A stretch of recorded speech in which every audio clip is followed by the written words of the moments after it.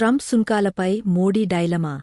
America అధ్యక్షుడు Donald Trump ఏకపక్షంగా విధించిన వాణిజ్య సుంకాలపై ఇప్పుడేం చేయాలనే సందిగ్ధత ప్రధాని నరేంద్రమోడీకి ఏర్పడింది.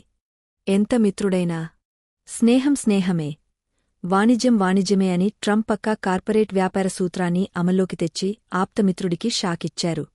దీన్నుంచి ఎలా బయటపడాలనే దానిపై కేంద్ర ప్రభుత్వం మల్లగుల్లాలు పడుతోంది. అలస్కాలో రష్యా అధ్యక్షుడు పుతిన్తో అమెరికా అధ్యక్షుడు ట్రంప్ భేటీ తర్వాత అంతర్జాతీయంగా అనేక మార్పులు వచ్చాయి. భారత్పై మరిన్ని అదనపు సుంకాల విషయంలో ట్రంప్ వెనక్కి తగ్గుతున్నారనే ప్రచారం జరుగుతుంది.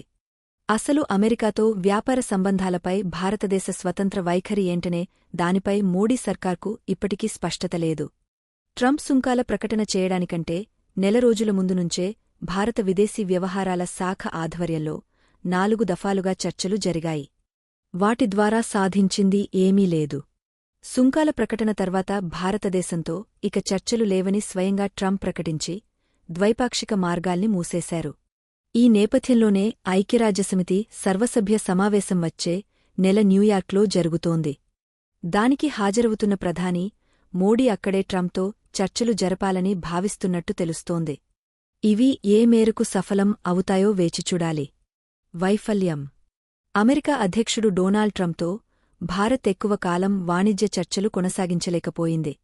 దేశీయంగా, అంతర్జాతీయంగా వినియోగం, పెట్టుబడులు మందగిస్తున్న తరుణంలో భారత ఆర్థిక వ్యవస్థ నిరంతర అనిశ్చితిని తట్టుకోలేకపోతోంది. ప్రపంచ దేశాలను శిక్షించాలన్న లక్ష్యంతో ఏప్రిల్ ప్రారంభంలో ట్రంప్ వాటిపై సుంకాలు విధించారు. అయితే దానికంటే ముందే, అంటే మార్చిలోనే మన అధికారులు ద్వైపాక్షిక వాణిజ్య ఒప్పందంపై అమెరికాతో చర్చలు ప్రారంభించారు. 4 నెలల కాలంలో 5 దఫాలుగా సంప్రదింపులు జరిగాయి. అయినప్పటికీ అమెరికాతో తాత్కాలిక ఒప్పందం కూడా కుదుర్చుకోలేకపోయారు. సమీపిస్తున్న డెడ్లైన్.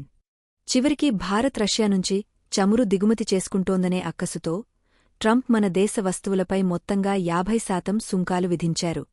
దీంతో ట్రంప్ ఆగ్రహాన్ని చల్లార్చి ఆయనను శాంతింపజేసే సత్తా ఉన్న సంధానకర్తల కోసం ఇప్పుడు మోడీ ప్రభుత్వం అన్వేషిస్తోంది. న్యూయార్క్లో ఐక్యరాజ్యసమితి సర్వసభ్య సమావేశం జరుగుతుంది. దానికి ప్రధాని మోడీ హాజరవుతారు. ఆ సమయంలో ఆయన ట్రంప్తో చర్చించే అవకాశాలు ఉన్నాయని చెబుతున్నారు. భారత్పై ప్రతీకార సుంకాలు విధించిన తర్వాత అపరిష్కృత వాణిజ్య సమస్యల పరిష్కారానికి ట్రంప్ 21 రోజుల సమయమిచ్చారు. ఈ నెల 27తో ఆ గడువు కూడా ముగుస్తోంది. భారత్లోకి అమెరికా వ్యవసాయ ఉత్పత్తుల ప్రవేశంపై ఇప్పటివరకు మోడీ సర్కార్ కఠినంగానే ఉంది. కాని ట్రంప్ను ప్రసన్నం చేసుకోవడం కోసం తెరవెనుక ఒప్పందాలు జరిగితే పరిస్థితి ఏంటనే చర్చ రాజకీయ వర్గాల్లో జరుగుతోంది. వైఖరిని సడలిస్తారా? గడువులోగానే భారత్ ఏదో విధంగా రాజకీయ నిర్ణయం తీసుకోవాల్సి ఉంటుంది. అయితే వాస్తవానికి ఇప్పుడు భారత్ ముందు 2 ప్రత్యామ్నాయాలు మాత్రమే ఉన్నాయి. గతంలో 5 దఫాలుగా చర్చలు జరిగినప్పుడు వ్యవసాయం, పాడి రంగాలలో అధిక సబ్సిడీతో కూడిన అమెరికా ఉత్పత్తులను అనుమతించే విషయంలో భారత్ తన వ్యతిరేకతను ప్రదర్శించింది. ఇప్పుడు ఆ వైఖరిని సడలించుకుని అమెరికా ఉత్పత్తులను మన మార్కెట్లలోకి అనుమతించడం ద్వారా ట్రంప్ ఆగ్రహాన్ని చల్లార్చవచ్చు. కాని లక్షలాది మందికి జీవనోపాధి కల్పిస్తున్న వ్యవసాయం, డైరీ రంగాలలోకి అమెరికా ఉత్పత్తులను అనుమతిస్తే అది ఆ రంగాలకు మరణశాసనమే అవుతుంది.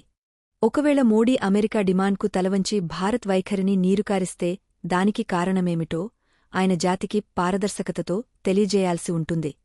రష్యా నుంచి ఇంధనాన్ని కొనడం నిలిపివేసి దానిని అమెరికా నుంచి కొనుగోలు చేయాలని నిర్ణయించుకున్నప్పటికీ ఆ పనిని కూడా బహిరంగంగానే చేయాల్సి ఉంటుంది.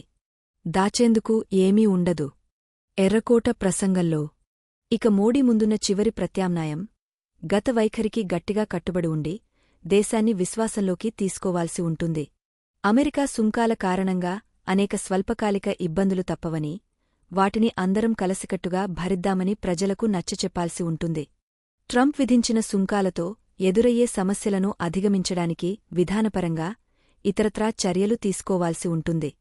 రైతులను కాపాడుకోవడానికి వ్యక్తిగతంగా మూల్యం చెల్లించుకోవడానికి కూడా సిద్ధమేనని స్వాతంత్ర్య దినోత్సవ వేడుకల్లో భాగంగా ఎర్రకోటపై నుంచి ప్రకటించిన విషయం తెలిసిందే. ఆ ప్రకటనకు ఎంతవరకు కట్టుబడి ఉంటారో వేచిచూడాలి. చిన్న వ్యాపారుల సంగతేమిటి? దేశంలోని పేద, మధ్యతరగతి ప్రజలు ఇప్పటివరకు ప్రభుత్వాల అస్తవ్యస్త ఆర్థిక విధానాల కారణంగా ఎంతో మూల్యం చెల్లించారు. ట్రంప్ సుంకాలు పరిస్థితిని మరింత దిగజారుస్తాయి. దేశ ప్రజలు అంటే కార్మికులు, వ్యాపారులు, ఉత్పత్తిదారులు, వినియోగదారులు తమ అంచనాలను సర్దుబాటు చేసుకోవడానికి సిద్ధపడాల్సి ఉంటుంది. మోడీ, ట్రంప్ ఆడుతున్న దాగుడుమూతల ఆటకోసం దేశ ఆర్థిక వ్యవస్థ ఎంతో కాలం వేచి చూడబోదు. ప్రస్తుత సుంకాల కారణంగా భారత్ తన జీడీపీలో 0.5 నుంచి 1% పాయింట్లు కోల్పోయే అవకాశమున్నదని అనేక స్వతంత్ర ఆర్థిక పరిశోధనా సంస్థలు అంచనా వేశాయి. అమెరికాకు మన దేశం నుంచి వస్త్రాలు, దుస్తులు, రత్నాలు, విలువైన రాళ్లు ఎక్కువగా ఎగుమతి అవుతున్నాయి.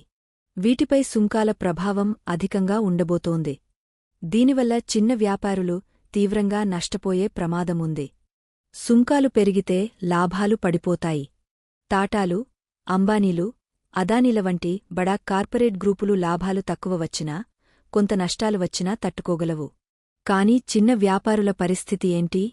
ముందుగా మూతపడేవి వారి యూనిట్లే. తలకిందులైన బడ్జెట్ అంచనాలు.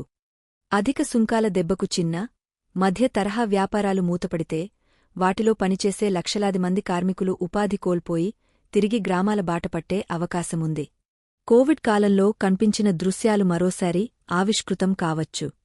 అందువల్ల కార్మికుల వలసలను నివారించేందుకు ప్రభుత్వం తగిన కార్యాచరణ ప్రణాళికలు, విధానాలు రూపొందించుకోవాలి. 7% జీడీపీ వృద్ధిని తిరిగి పొందేందుకు దేశం ఇబ్బంది పడుతున్న తరుణంలో ఈ పరిణామాలన్నీ చోటుచేసుకుంటున్నాయి. ఏప్రిల్లో ట్రంప్ విధించిన సుంకాలు కేంద్ర బడ్జెట్లోని సానుకూల అంశాలన్నింటినీ పూర్తిగా కనుమరుగుచేశాయి. బ్యాంక్ రుణాల వృద్ధి మందగించింది. అంటే పెట్టుబడి డిమాండ్ బలహీనపడుతోందని అర్థం. పట్టణ వినియోగ డిమాండ్ కూడా సవాళ్లను ఎదుర్కొంటోంది. యూపీఐ చెల్లింపుల డేటా కలవరపెడుతోంది. సగటు మధ్యతరగతి ప్రజల వేతనాలు, జీతాలలో ఎదుగుదల లేకపోవడమే దీనికి ప్రధాన కారణం.